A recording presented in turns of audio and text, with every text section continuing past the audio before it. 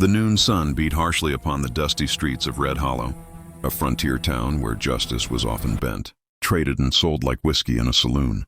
A tense hush hung in the air as townsfolk pressed against the wooden rails outside the sheriff's office, drawn by a spectacle no decent soul should ever have allowed. At the center of the street stood Ayanna, a proud young woman from the river tribes, bound at the wrists, her head bowed not out of defeat but in defiance. Her beaded fringed dress shimmered with the stories of her people, a reminder that she came from honor and legacy, not from the chains forced upon her after a territorial dispute turned violent. The outlawed Barrow brothers, men feared across the plains, had captured her during a raid and dragged her to Red Hollow, determined to auction her as leverage against her tribe. Their leader, Flint Barrow, swaggered forward, his voice booming across the street as he declared their cruel intentions. "Half price today! A bargain for a fine tribal woman," he shouted, grinning with rotten teeth as he raised Ayanna's chin with the barrel of his pistol. His men laughed, but no one in town did. Everyone knew the Barrows were dangerous, foolish enough to provoke, and vicious enough to kill. No one dared speak against them. Not the sheriff, not the merchants, not even the ranchers who boasted about being brave over drinks. Red Hollow had grown used to turning its eyes away from wrong. After all, survival often meant silence. Ayanna stood still, her deep eyes sweeping the crowd in a silent question. "Is there no one among you with a spine?" But every lowered gaze answered her bitterly. Children were pulled away, mothers whispered prayers, and the men pretended to inspect the dust under their boots to avoid witnessing the shame unfolding in their own town. Then Flint barked again, impatience rising. "No takers? Not a single one of you? She's worth more than your whole farms," he sneered. The moment stretched painfully until a soft creak echoed through the air, the sound of spurs brushing wooden planks. A figure stepped out from the shadows near the saloon. He was tall, broad-shouldered, wearing a black hat low over his eyes, a weathered vest, and a holster with a pearl-handled revolver.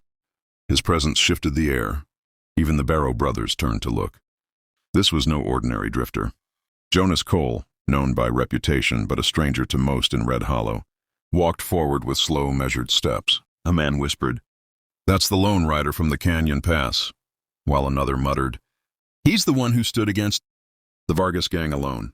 Jonas didn't acknowledge the murmurs. His eyes were fixed on Ayanna, not with hunger or greed, but with something the crowd had forgotten existed: humanity.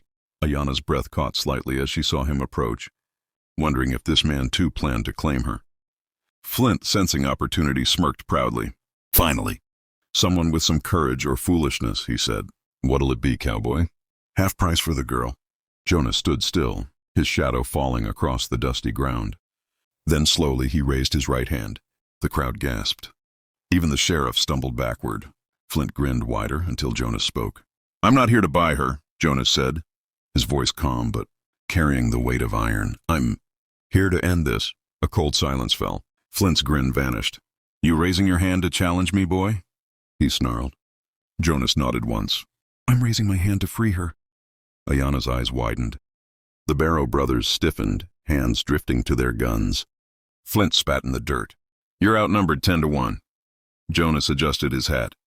"Then it's a fair fight." The crowd held its breath as tension crackled like lightning.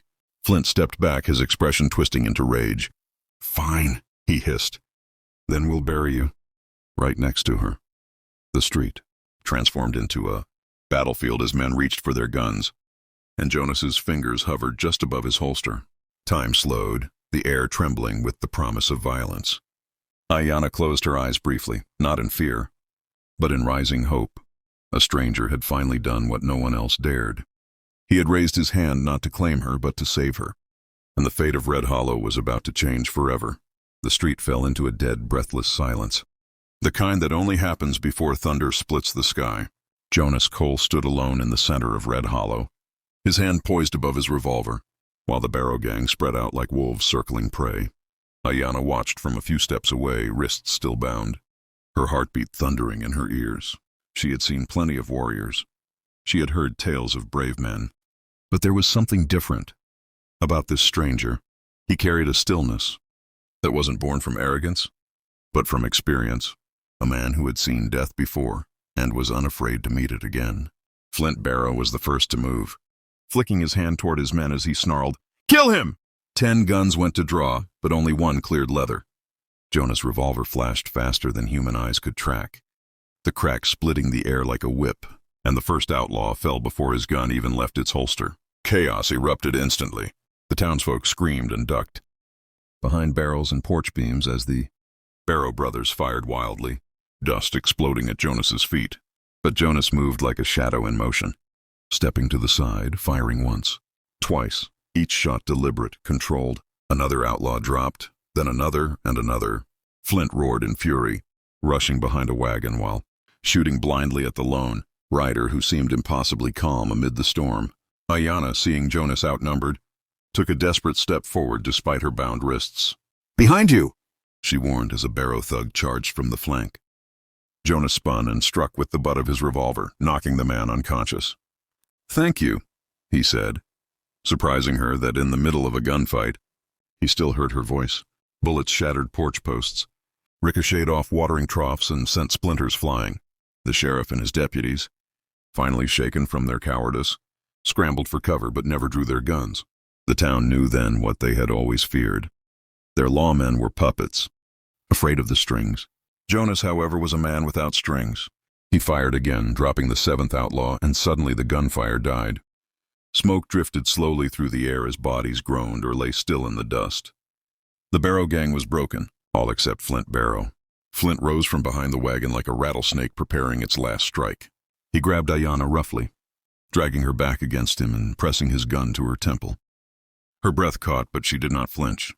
"Drop the gun, cowboy," Flint shouted, "or I blow her brains across the street." Jonas froze, jaw tightening. The crowd whispered prayers, hands trembling over mouths. Ayanna's eyes locked with Jonas's, searching for a plan, a hope, anything.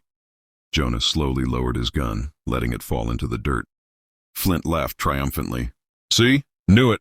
Hero types are all the same. Soft." But Jonas wasn't finished. "You heard her," he said, voice steel cold, "and you won't live long enough to regret it." Flint shoved the gun harder against Ayanna's head. "Big words for a dead man." Ayanna inhaled sharply. Her hands were still bound, but not useless. She shifted subtly, gathering the fringe of her dress in her fists, then stomped on Flint's boot with all her strength. Flint yelled in pain, his grip loosening for a split second. That was all Jonas needed. He kicked his gun upward from the ground, snatched it mid-air, and fired a single shot that struck Flint's hand, sending the outlaw's pistol spinning across the dirt. Flint dropped to his knees, screaming, clutching his wounded hand. Ayanna stumbled free, and Jonas steadied her gently. "You all right?" he asked. She nodded, breathing hard. "Thanks to you." Flint glared up at them, hatred burning in his eyes. Jonas walked forward, standing tall over the fallen outlaw. "Red Hollow belongs to its people," Jonas said firmly. "Your reign ends today." The townsfolk emerged slowly from hiding, stunned, ashamed, and awed all at once. Jonas cut the ropes binding Ayanna's wrists, and for a moment, the entire town seemed to breathe again. Ayanna turned to the crowd, her voice strong. "It wasn't the outlaw who made this place unsafe," she said softly. "It was your silence." Her words struck deeper than bullets. Jonas holstered his revolver, nodding in agreement. The sheriff, red-faced and trembling, finally approached. We'll take it from here," he stammered. Jonas didn't even bother answering.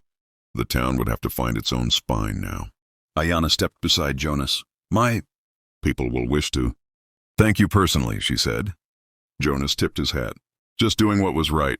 She smiled, a soft, knowing smile that hinted at new beginnings. As Jonas walked away, spurs chiming with each step, the crowd parted, watching the man who had raised his hand, not in greed, but in courage.